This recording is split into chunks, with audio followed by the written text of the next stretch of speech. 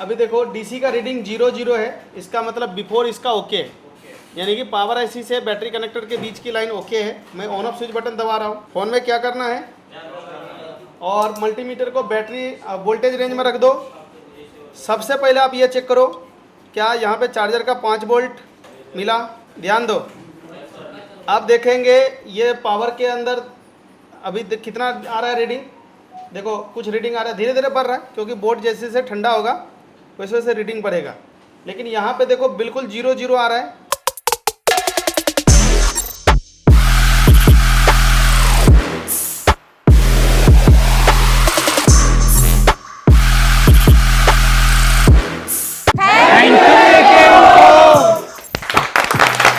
ध्यान दीजिए, जब भी हमारे पास हैंडसेट डेड आता है ना, डेड आता है तो हमें सबसे पहले क्या करना चाहिए, बोर्ड का मॉडल नंबर और एनालाइज करना चाहिए।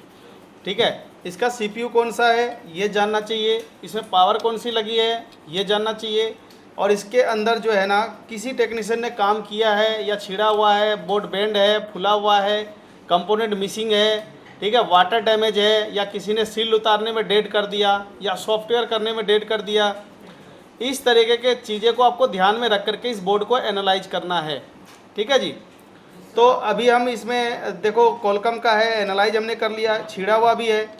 जब हम इसको चेक कर रहे हैं, आपको सेकंड चेकिंग जो है ना, फर्स्ट में एनालाइज होगा, सेकंड में आपको जब भी चेक करना है आपको डीसी सप्लाई को लगाना है। ठीक है, डीसी सप्लाई पे ज़रूर लगाना है। डीसी सप्लाई आपको क्या बताएगा, वो ये बताएगा मोबाइल हमारा बिफोर में शॉर्टिंग है या आफ्टर में शॉर्टिंग है। तो देखो भाई, यहाँ पे आप सबको पता होना चाहिए लो बूट क्या होता है, हाई बूट क्या होता है ना। उसके बाद इसका करंट कंजप्शन कितना होना चाहिए, किस ट्रिगर पे क्या जाना चाहिए, मीडियाटेक है तो क्या होना चाहिए। देखो मैं यहाँ पे डीसी सप्लाई को कनेक्ट कर रहा हूँ। अभी देखो डीसी का रीडिंग 0 है, इसका मतलब बिफोर इसका ओके है, यानी कि पावर आईसी से बैटरी कनेक्टर के बीच की लाइन ओके है। मैं ऑन ऑफ स्विच बटन दबा रहा हूँ। फर्स्ट ट्रिगर आपको ध्यान देना है, फर्स्ट ट्रिगर आपको जो है यहाँ पे देखो कितना ले रहा है, 1 ले रहा है, यानी कि ये लो बूटिंग है। क्या है, लो बूटिंग में अपने चेकिंग के अनुसार इसके अंदर सीपीयू का इशू होगा। क्या इशू होगा, क्योंकि मैंने आपको low booting, high booting, normal booting ये सारी चीज़ें बताया हमने। तो इसके अंदर मेरे तो टारगेट मिल चुका, सीपीयू के अंदर दिक्कत बता रहा है। ठीक है, तो अब अगर हम इसको मल्टीमीटर से चेक करते हैं, ठीक है, मल्टीमीटर से चेक करते हैं तो मल्टीमीटर को डायोड मोड पे लगाओ। आप सबसे पहले बैटरी कनेक्टर का जीआर ले लो। आप अगर रिवर्स में चेक करेंगे 200 से 1000 जीआर आना चाहिए। कितना आना चाहिए जी। उसके बाद आपका फॉरवर्ड में चेक करोगे तो ओएल या 1000 प्लस होना चाहिए। तो अगर ये लाइन ठीक है तो यानी कि बैटरी कनेक्टर से चार्जिंग आईसी तक का लाइन ओके है। फिर हमें चेक करना है पावर आईसी के पास। पावर आईसी के पास जैसे ही आप चेक करेंगे, यहाँ पे भी रिवर्स में चेक कीजिए। देखिए 342 है ना, तो यानी कि ये हमारा बीपीएच लाइन है। तो यहाँ पे देखो 200 से 1000 यहाँ पे भी आना चाहिए रिवर्स में, और फॉरवर्ड में ओएल या 1000 प्लस होना चाहिए। हो रहा है? तो देखो कहने का मतलब ये हमारा लाइन बीपीएच भी ओके है। अब हमें चेक करना है बक लाइन। बक लाइन का जब भी जीआर चेक करेंगे तो ये जीआर आपका देखिए यहाँ पे क्या आ रहा है 360, यहाँ पे क्या आ रहा है, देखो यहाँ पे देखो इस वाले लाइन पे क्या जीआर आ रहा है, देखो शॉर्ट आ रहा है। क्या आ रहा है, शॉर्ट आ रहा है, यानी कि ये लाइन शॉर्ट है। देखो ये भी शॉर्ट आ रहा है, ये ठीक है, यानी कि ये दो लाइन क्या है, शॉर्ट है। मैं आपको बता दूं, अगर आप बीटमैप में भी चेक करोगे ये दोनों लाइन को, तो ये दोनों लाइन आपका सीपीयू में जा रहा है। कहाँ जा रहा है, सीपीयू में जा रहा है। इसका मतलब ये जो हमारा डीसी सप्लाई बताया वो एक बिल्कुल करेक्ट बताया है कि यानी कि सीपीयू से ही इशू है।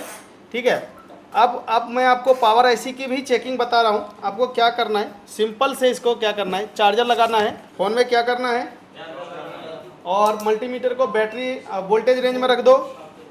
सबसे पहले आप ये चेक करो क्या यहाँ पे चार्जर का 5 वोल्ट मिला आ रहा है। अब ये 3.7 वोल्ट पावर आईसी के पास मिल रहा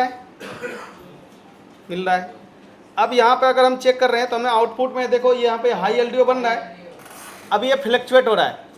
अगर बक वोल्टेज फ्लैक्चुएट होता है उस आधार पे भी हमारा सीपीयू ही फॉल्ट होगा। क्या होगा? सीपीयू फॉल्ट होगा। यानी कि हमारे पास कितने कारण हो गए सीपीयू खराब होने के? देखो ये दोनों लाइन पे नहीं है वोल्टेज। क्यों नहीं है? वोल्टेज बन रहा है लेकिन ये सीपीयू इसको दबा दे रहा वोल्टेज। देखो यहाँ पे वोल्टेज यहाँ पे बन रहा है। पावर आईसी ओके है, जब भी तो पावर आईसी के पास वोल्टेज आउटपुट कर रहा है, यानी कि पावर आईसी ने इनपुट भी ले लिया, आउटपुट भी दे दिया, तो पावर आईसी तो सही है। ठीक है, एक तो ट्रेसिंग ये है, आप इस अनुसार पे भी काम कर सकते हो। या फिर दूसरा ट्रेसिंग क्या है, जो लाइन शॉर्ट था, ठीक है, जो लाइन शॉर्ट था, हमें क्या करना है, उस कॉइल को रिमूव कर देना है।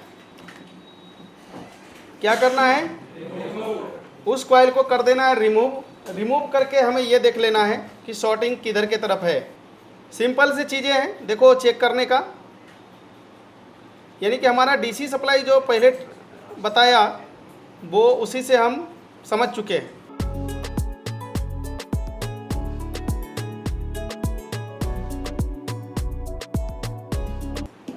इसको थोड़ा ठंडा होने देंगे।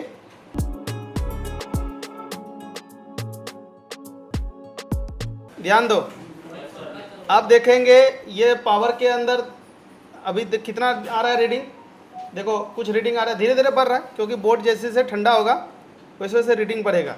लेकिन यहाँ पे देखो बिल्कुल 0 आ रहा है। देखो फिर से देखना, यहाँ पे रीडिंग क्या आ रहा है, यहाँ पे क्या आ रहा है, यहाँ पे देखो रीडिंग आ गया, यहाँ पे देखो रीडिंग आ रहा है, लेकिन इधर के तरफ 0 है। यानी कि अब हमारे पास तीसरा कंडीशन हो चुका है जो सीपीयू गड़बड़ है। ठीक है, तो सीपीयू जो है ये ब्लैक पेस्टेड है। ठीक है, और ब्लैक पेस्टेड को कैसे निकालते हैं, कैसे लगाते हैं, मैंने आप सबको बताया। तो उम्मीद करते हैं कि आपको इस बोर्ड का कैसे कैसे ट्रेसिंग करते हैं आपको समझ में आया होगा। मिलते हैं नेक्स्ट वीडियो में। Thank you.